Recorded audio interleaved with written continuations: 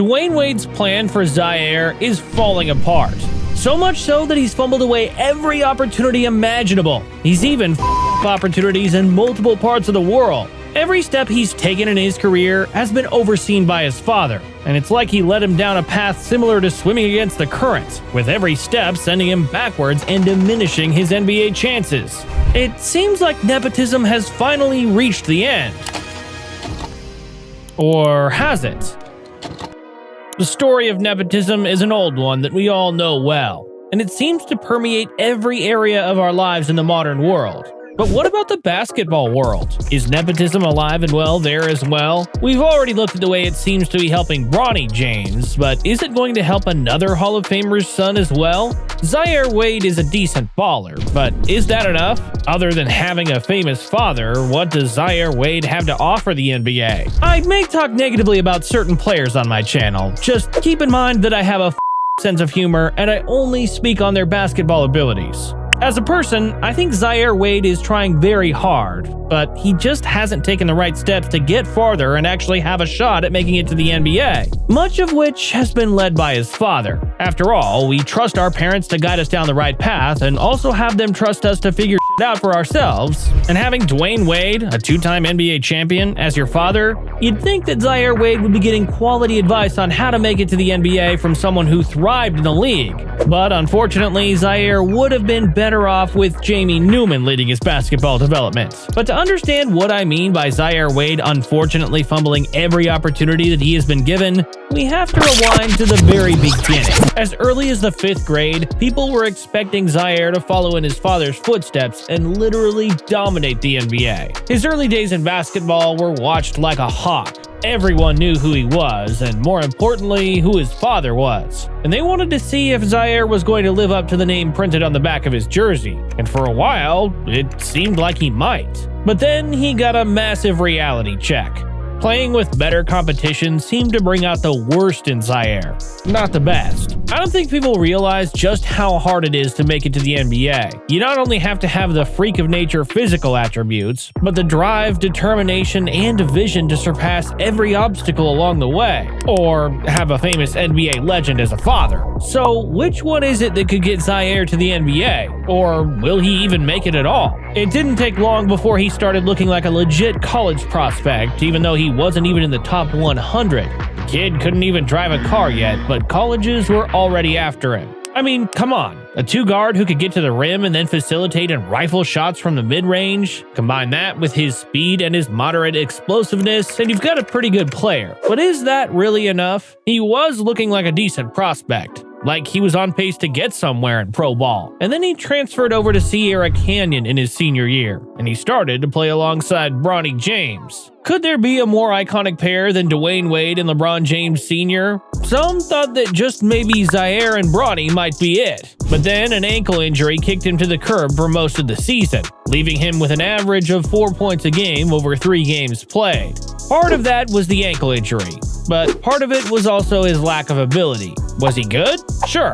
Was he good enough? No. He was a 3-star player at best, and several of the other players on the team were 5s. Those were the players that were getting the game time, and despite his father taking it out on the coach, there wasn't really any standing for giving Zaire more game time. In hindsight, this wasn't a great decision made by someone whose supposed job was to get him to the top of the basketball world. All that Zaire Wade got from playing for Sierra Canyon was a viral Instagram picture with Bronny James, which isn't exactly a top priority for a college or NBA recruiters. But Zaire wasn't finished. Instead, he transferred to Brewster Academy and went for a super senior year just for a chance to play a little longer. Brewster practically handed him the team and gave him the chance to run wild.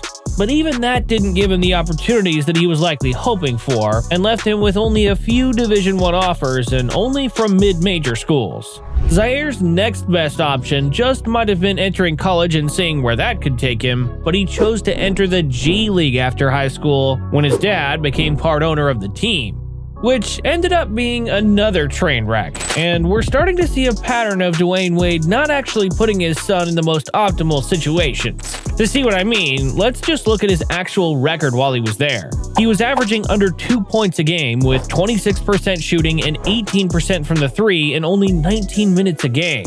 Well, if he was anyone but Dwayne Wade's son, we wouldn't even be talking about him right now. He doesn't have the professional chops at this point. He's got some really raw talent and a great genetic predisposition, but he's not developed enough to even be worth considering for the NBA. Especially when you consider that he has no right hand, no physical frame, and he just can't seem to match up when it comes to the game. I wonder why, with all the elite coaching, training, amenities, and connections to optimize their game, why do players of NBA stars end up being so goddamn mid? It's because having a famous father is a double-edged sword. As a kid, you're always in the spotlight and aren't given the privacy to truly develop your game to the highest potential. It's painfully apparent that players like Zaire Wade, Bronny James, and so many more lack the basic fundamentals to be effective players anywhere else other than on YouTube. Mixtape culture is fun to watch, but as the player on the screen, you have to focus on the game itself, not the camera. But after all, layups don't get millions of views quite like contested ISO possessions. The truth is that Zaire Wade just isn't consistent, and he's not good at either end of the ball. But he's flashy, and that's what seems to get him the attention and the views, along with that business about his last name. And even though his dad is definitely pulling some strings to get him noticed and seems obsessed with getting him to the top, it seems clear to anyone who's watching that he just doesn't belong there. With 4 years of structure and a quality team, could he get there? Sure. And at 22 years old, anything is possible if he makes some changes. There's some raw talent and good opportunity for greatness, but then there's the small issue of Zaire not even being in the country. He's actually playing for the Cape Town Tigers, and if that doesn't sound familiar to you, it's because it's an African basketball league. It was meant as a stepping stone to give him another better shot at the NBA from a better standpoint, but it doesn't seem like it.